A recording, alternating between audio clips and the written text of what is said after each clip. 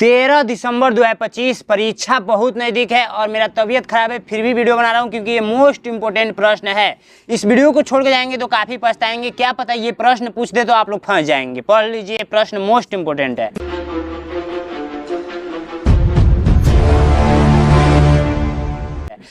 First प्रश्न कह रहा है कि 12 दर्जन किसके बराबर है। कमेंट कीजिए 12 दर्जन किसके बराबर है। तो सबसे पहले हम लोग जानते हैं कि 1 दर्जन बराबर कितना होता है। 1 दर्जन बराबर आपको पता है 12 वस्तु ले लीजिए, ठीक है, वस्तु ले लीजिए। यानी कि 1 दर्जन यदि आप केला खरीदेंगे तो आपको 12 को केला मिलेगा, ठीक है, समझ रहे हैं। अब यहाँ पे पूछा है 12 दर्जन किसके बराबर है। तो 12 दर्जन यदि आप केला खरीदेंगे ना तो इसको आप लोग 1 ग्रूस भी बोल सकते हैं, 1 ग्रूस भी बोल सकते हैं, ठीक है, 1 ग्रूस भी बोल सकते हैं, या इसको ऐसे ही ग्रूस की जगह पर ग्रोस भी बोल सकते हैं, ग्रोस भी बोल सकते हैं, ठीक है, याद रख लीजिएगा। अब नेक्स्ट आप लोग का क्वेश्चन है 10 मिलीग्राम किसके बराबर है। 10 मिलीग्राम, 10 मिलीग्राम यानी कि देखिए जो होता है ना, जैसे ये मीटर है, ये 1 मीटर है, ठीक है, इसमें सेंटीमीटर भी डिवाइड किया गया रहता है, सेंटीमीटर, ठीक है। तो वही पूछा जा रहा है कि आप लोग बता दीजिए 10 मिलीग्राम किसके बराबर है। 10 मिलीग्राम किसके बराबर है। तो देखिए जो ये 1 मीटर है वो 100 सेंटीमीटर से मिलकर 1 मीटर बनता है, ठीक है, 1 मीटर बनता है, समझ में आया। अब जो 100 सेंटीमीटर बनता है तो जैसे मान के चलिए यहाँ से यहाँ तक 1 सेंटीमीटर है, तो देखिए अगर इसकी बीच की दूरी माना जाए तो ये मिली में बताना हो तो 10 मिली, ठीक है, 10 मिली में है, ठीक है, तो मिलीग्राम में है। तो वही समझिए 1 सेंटीग्राम या मिलीग्राम, 1 सेंटीग्राम यहाँ से यहाँ तक, तो 1 सेंटीग्राम में 10 मिलीग्राम होता है। तो राइट आंसर ए नंबर। जैसे मान के चलिए 1 मीटर में कितना सेंटीमीटर, तो 100 सेंटीमीटर। वही पूछा जाए 1 सेंटीमीटर में कितना मिलीमीटर, तो वही आप लोग का होगा 10 मिलीमीटर, मिलीग्राम, मिलीग्राम। समझ में आया आप लोगों को, बिल्कुल समझ में आया होगा। नेक्स्ट क्वेश्चन देखिए 100 किलोग्राम किसके बराबर है। तो भैया 1 किलोग्राम बराबर मैंने आपको बताया था कि 1000 ग्राम होता है, 1000 ग्राम होता है। और देखिए यही 100 किलो ले लेंगे तो हम लोग क्या 1 कुंटल बोल सकते हैं, 1 कुंटल बोलते हैं ना। 1 कुंटल चावल बेचा गई है, 1 कुंटल गेहूँ बेचा गई है, तो 1 कुंटल आलू, तो 1 कुंटल के हाथी रही है, 5 कुंटल के हाथी रही है। तो एक मतलब 100 केजी बराबर 1 कुंटल होता है। 100 किलो रहेगा तो 1 कुंटल होगा। अगर हाथी आपकी 5 कुंटल की है, 5 कुंटल की हाथी है, तो इसका मतलब क्या 5000 केजी की है वो, 5000 केजी की, सॉरी 500 केजी की, ठीक है, 500 केजी की वो क्या है, हाथी है। समझ में आया आप लोगों को। नेक्स्ट क्वेश्चन है कि फरवरी महीने में कितने दिन होते हैं।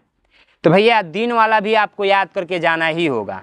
चलिए मैं एक छोटा सा डाटा दिखा दे रहा हूँ, बाकी मैं लिखूंगा तो टाइम लगेगा, ठीक है। तो यहाँ पे ध्यान से देखिए, जनवरी में 31 दिन होता है, फरवरी में 28 या 29 दिन कभी कभी हो जाता है, लेकिन ज़्यादातर 28 दिन होता है। मार्च में 31 दिन, अप्रैल में 30, मई में 31, जून में 30, जुलाई में 31, अगस्त में 31, सितंबर में 30, अक्टूबर में 31, नवंबर में 30, दिसंबर में 31, ठीक है। ये याद कर लेंगे, कॉपी में लिख लेंगे, ठीक है।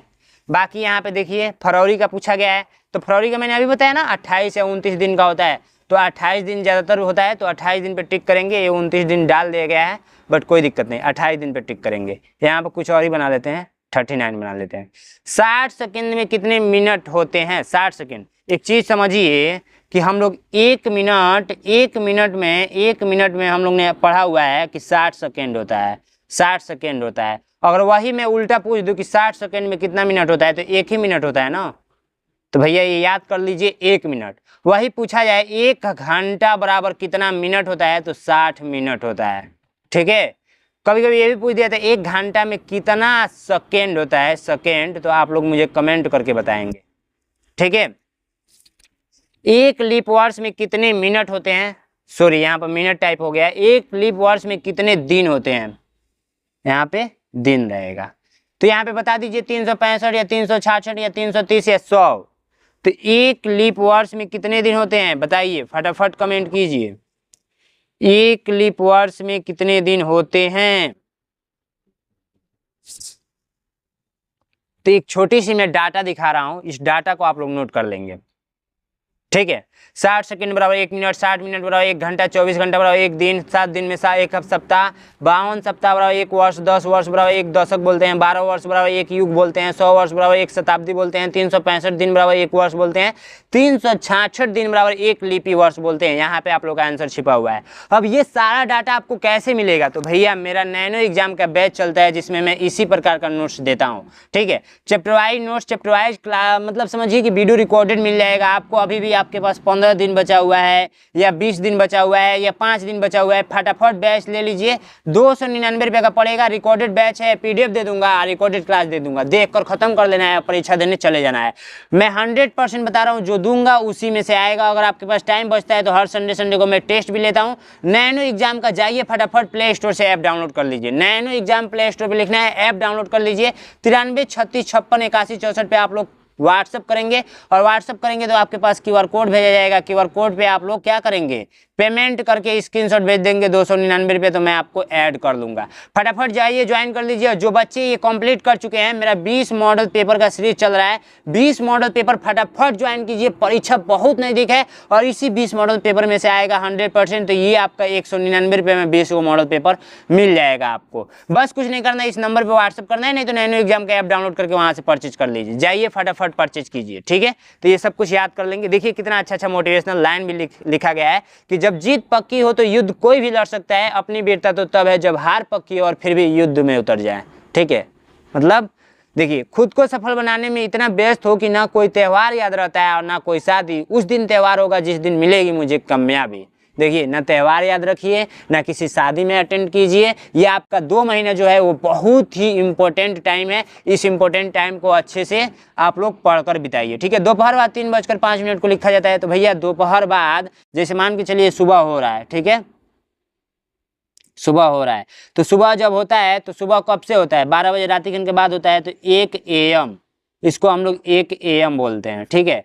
रातिगन जब 1 बजता है ना तो ये सुबह हो गया, सुबह हो गया। उसके बाद 2 बजता है, उसके बाद 3 बजता है, उसके बाद 4 बजता है, तो ये AM में लिखते हैं। AM में कब तक लिखते हैं? तो 12 जब तक नहीं बज जाता है, 12 दिन में 12 बजता है तो वो PM में बदल जाता है। 11:59 होता है वो AM में होता है, और बाकी जैसे 12 बज जाता है वो PM में। अब जब इससे नीचे जाता है तो वो PM में ही होता है। तो हम लोग को नीचे पूछा गया है 3:05, दोपहर के बाद बोला गया है, तो 3:05 को हम लोग ऐसे लिखेंगे, लेकिन ये PM में लिखेंगे, यही आंसर होगा। समझ रहे हैं? नहीं समझ में आया तो अपने पापा मम्मी से पूछेंगे ना AM PM के बारे में, तो लोग बता देंगे। 5045 ग्राम बराबर है। तो भैया देखिए, बहुत ही सिंपल प्रश्न है। 5045 ग्राम, देखिए ऐसे कर लीजिए ना, जैसे मान के चलिए कि मैंने अभी पढ़ाया था कि 1 किग्रा बराबर होता है 1000 ग्राम, ठीक है, 1000 ग्राम। तो देखिए हम लोग को ये इधर ग्राम का संख्या कितना दे रखा है? 5000 प्लस का 45 ग्राम दे रखा है, ठीक है।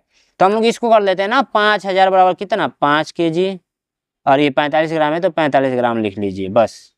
आंसर 5 किग्रा 45 ग्राम, ए नंबर राइट आंसर। बहुत ही सिंपल प्रश्न, कभी कभी एग्जाम में पूछता है और आप लोग गलत करके चले आते हैं। जाइए बैच को ज्वाइन कीजिए, मैं 100% सिलेक्शन दिलाऊंगा और हर साल बच्चों को सिलेक्शन दिलाता हूं। Thank you so much. फटाफट ज्वाइन कीजिए, परीक्षा बहुत नजदीक है और मेरे हर एक वीडियो को देखिए, मिस नहीं करना है।